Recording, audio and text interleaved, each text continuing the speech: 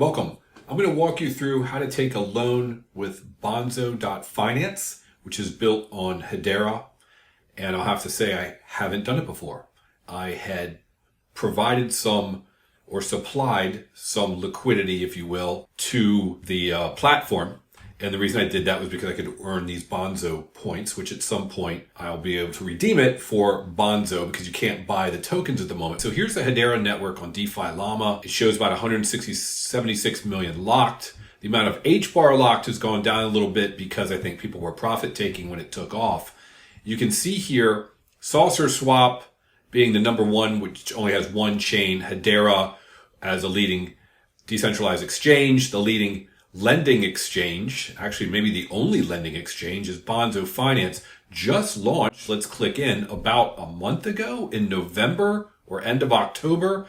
And they had to get, I believe they said 5 million before they were allowed to provide borrowing and lending. So you had to first lock up and supply some of the various assets so that once they hit over 5 million, they could provide the borrowing and lending capability. And it was funny because they said, well, it happened so fast, they weren't even ready. Then in November, they said middle of December or so, they would have it available. And here it is. I'm recording this on December 11th, and I saw that it's available on their Twitter feed. They said, hey, and let's see, when did they actually say this? Borrowing is live. Oh, 30 minutes ago. Okay. So it looks like on December 11th, around 11 a.m. Eastern time, it became available. In their Twitter feed, there's a link here to learn more, and I'll put a link down below. This is great. Here it is, December 11th, 2024. They talk about when they started, October 28th. They amassed 10 million total locked value very quickly. By December 11th, they achieved 22.5 total volume. And they go through here with the basics. Here you go. Assets supported as collateral. So these are the items that you can put up as collateral. At the moment, it's HBAR, HBAR-X. You know, when you provide it to get a yield, you receive that HBAR-X back. USDC, SOS, XSOS, same thing. So those are the items you can provide as collateral. I'm going to show you, I'm providing HBAR and SOS at the moment, and I'll show you how to take a loan in a second here. What we'll talk about a little bit, loan to value is the most important thing to know. It's the maximum percentage of an asset's value. So if you have $100,000 and it's an 80% loan to value, you can only take out $80,000. That's called over collateralization. You've provided more than you're taking out. Now, why do they do that? Well, they do that to protect themselves because that way they know that they will get paid back 100%. How do they know that? Because next, the liquidation threshold. The percentage of the collateral's value at which a borrower's position becomes eligible for liquidation. So that means if the value of what you've put up as collateral, you put up $100,000 worth of HBAR and XSOS today. 5 days from now, those prices go down. HBAR is not 30 cents, it's 22 cents. All of a sudden, the value of your collateral you put up went from 100 to 85,000 or below 85,000. Then they say, wait a second, your collateral is coming down in value. You took out a certain amount. If that collateral keeps going down, it's worth 10,000. Well, we're never going to get paid back on that 80,000 you owe us, or at least there's a risk you won't pay it back. So as it comes down and it hits that liquidation threshold, that means they'll start selling your assets and paying down your loan. If the value of your assets go back up, you're okay. If it keeps going down, they'll keep liquidating. I hope that makes sense, but that's how they protect themselves. Then they go through here and they've got a little bit more information. If you want to get involved with providing liquidation, that's a whole different things. Something to know if you happen to be providing assets because you're earning points, because you want to turn that into Bonzo when that token's actually available. At first, before borrowing was enabled, you could earn 4 points for supplying per dollar. Now you're going to earn 2 points for supplying. However, if you borrow, you actually earn 8 points for dollar borrowed. Okay, now let's get into exactly how you take a loan. You go to Bonzo.finance, you click Launch App, it'll throw you in. I already did that. You can click up here, it'll say Connect Your Wallet. You can connect, I use Hashpack. That's where I'm holding HBAR. And I provided some liquidity. I think I'll some of this will be blurred, so you won't see some of my personal information.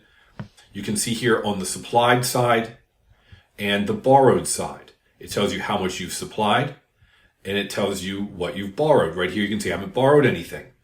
I'll get into in a minute what type of assets you can click and say, supply or borrow, supply or borrow.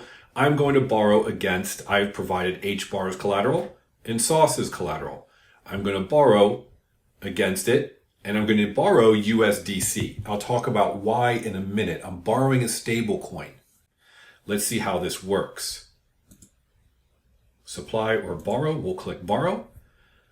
Let's just borrow $1,000. That's interesting. I said 1,000 USDC. Oh, okay, right. Current APY, loan to value, won't be very much. Your health factor. This is just like Aave, if you're familiar with it. It's asking me to approve it within my wallet. I will approve it. Again, real time. I'm not going to edit this out. And let's see. Then it's going to say that, okay, smart contract execution. Second approval. Success, done. Now we're in our wallet. Let's see, it says borrowed token will be the next thing. Borrowed 1,000 USDC. All right. Now is that showing up in my wallet itself? Yes. This is reflective of my Hashpack wallet. And I can now see I have $1,000 in USD coin in my wallet. Great. Let's go back just to the site itself. You can see on the right-hand side here, it said I'm $1,000 in debt. Awesome sauce. And I have it. And it's showing here because it's hooked up to my wallet, but it's actually in my Hashpack wallet. And in my Hashpack wallet, I can do whatever I want with that USDC. I can send it somewhere else and ultimately put it in my bank, and I'll have dollars if I want to turn it into dollars and use it. And I can, of course, use it to purchase something else, which would be leveraging myself, pluses and minuses, dangerous, be careful. But they tell you your health factor, loan to value, liquidation. Look at this, LTV, 67.98%. What does that mean? It means when I get down, if the value of what I've supplied, my assets, at the moment it's HBAR and SOS, if that goes down and it's 68 loan to value ratio gets to 68%, then they're going to start liquidating and selling some of my assets to cover it. This is typical. This is basically you're over collateralizing. I'm providing more than I'm borrowing. I do the same thing on the Aave platform.